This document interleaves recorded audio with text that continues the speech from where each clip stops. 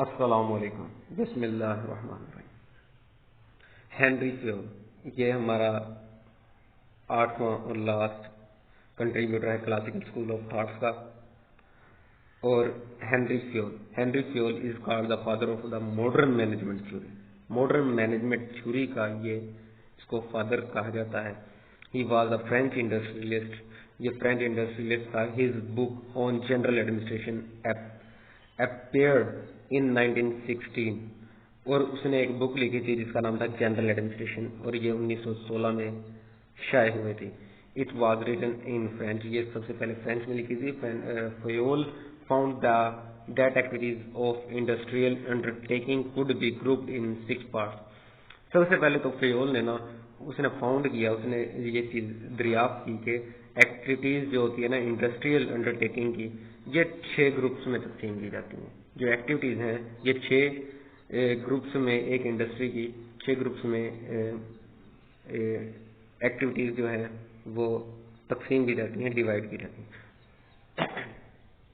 उसके बाद है उन 6 एक्टिविटीज वो कौन सी थी? सबसे पहले production, commercial, financial, security, protection of property, यानी जो प्रॉपर्टी की प्रोटेक्शन है, अकाउंटिंग है, फिर उसके बाद मैनेजरियल। तो उसके बाद है इसने जो दिए, इसने 14 प्रिंसिपल्स दिए थे मैनेजमेंट के, general principles of management.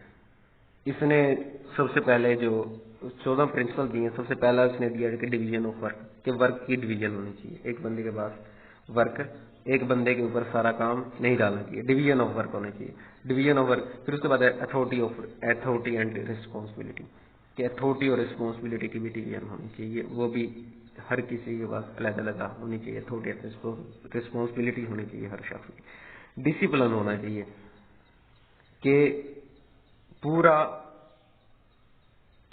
Respect for agreement, ये एग्रीमेंट के हिसाब से उसका एक डिसिप्लिन होना चाहिए कि भाई कोई काम बेतुका नहीं होना चाहिए, डिसिप्लिन से हर काम होना चाहिए। यूनिटी ऑफ कमांड, के जो एक कमांड को, यानी कि कमांड जो है वो एक शख्स से कमांड मिलेगी। ये नहीं कि भाई वो एक शख्स मजदूर काम कर रहा, दूसरा बंदा उसको फलाना कोई और काम कर रहा है तो उसको कोई और काम कह रहा है, तो वो पजल हो जाएगा, उससे काम नहीं होगा। तो एक यूनिटी ऑफ कमांड होनी चाहिए, एक साइड से उसको कमांड मिलनी चाहिए कि भाई आपने फलाना काम फलाना तरीके से करना है। फिर उसके बाद डिसिप्लिन। अच्छा, डिसिप्लिन तो हमने पहले किया है कि एक डिसिप्लिन होना चाहिए हर काम का। फिर उसके बाद है यूनिटी ऑफ कमांड हो गया, डिसिप्लिन। फिर उसके बाद यूनिटी ऑफ डायरेक्शन, कि डायरेक्शन भी एक ही साइड से मिलनी चाहिए कि भाई आपने फलां डायरेक्शन में जाना है, आपने फलां काम करना है। फिर उसके बाद है subordination of individual interested to general interest, subordination होनी चाहिए।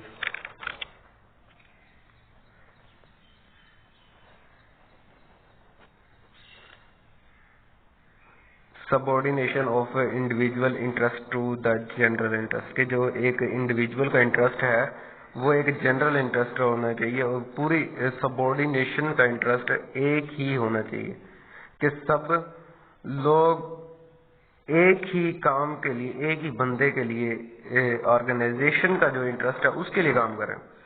कि अब ऑर्गेनाइजेशन ने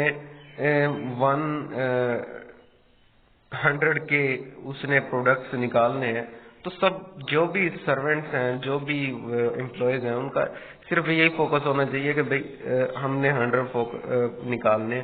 हर किसी का काम अलग अलग होगा कि भाई कोई मटेरियल ला के देगा, कोई उसको मशीन पे चढ़ाएगा, कोई वहां से जब निकलेगा मटेरियल, जो प्रोडक्ट निकलेगा उसकी पैकिंग करेगा। मतलब फोकस एक ही होगा कि प्रोडक्शन निकालनी। तो इस तरीके से subordination of individual interest to general interest, के भी जो सबऑर्डिनेशन का जो इंटरेस्ट है वो एक इंडिविजुअल का इंटरेस्ट है वो एक जनरल इंटरेस्ट होना चाहिए कि भाई प्रोडक्शन निकालनी है, फर्ज कर लिया। अच्छा, फिर उसके बाद रीमनरेशन, कि भाई रीमनरेशन भी बहुत इम्पोर्टेंट है, कि रीमनरेशन होती है कि भाई किसी चीज का यानी उन एम्प्लॉयज का method of payment should be fair and given maximum satisfaction to employ and employ. Remuneration असल में तो ये होती है कि भाई एम्प्लॉयज को हमने काम के ऊपर टिका के रखना है, तो उसके लिए उसको जो भी उसकी सेटिस्फेक्शन है उसको मैक्सिमम सेटिस्फाइड करेंगे पैसों के जरिए से, उसकी कंपनसेशन के लिए, रिवार्ड के जरिए से, तो इसको कहते हैं रिमनरेशन। और फिर उसके बाद सेंट्रलाइजेशन, कि भाई उसको अथॉरिटी जो है सेंट्रलाइज्ड होनी चाहिए, कि भाई एक शख्स से अथॉरिटी मिलनी चाहिए, कि एक शख्स ऐसा होगा जिसके पास टोटल अथॉरिटी होगी, वो सेंट्रलाइज्ड होगा। दो शख्स इसको अलग अलग अथॉरिटी नहीं रखते होंगे वरना काम सही नहीं हो सकेगा। सोलर चेन, कि एक चेन होनी चाहिए, कमांड की भी एक चेन होनी चाहिए। सबसे पहले हाई लेवल पे, टॉप से आएगी मिडल में, मिडल से लोअर में, मैनेजमेंट में, लोअर मैनेजमेंट से फिर वर्कर्स के अंदर, एम्प्लॉयज के अंदर, वर्कर्स के अंदर, यानी कि वो कमांड दी जाएगी। Order, a place for everything and everything in its place, के हर चीज जो वहां पर जरूरत है जिस जगह पर, वहां पर मौजूद होनी चाहिए, और हर चीज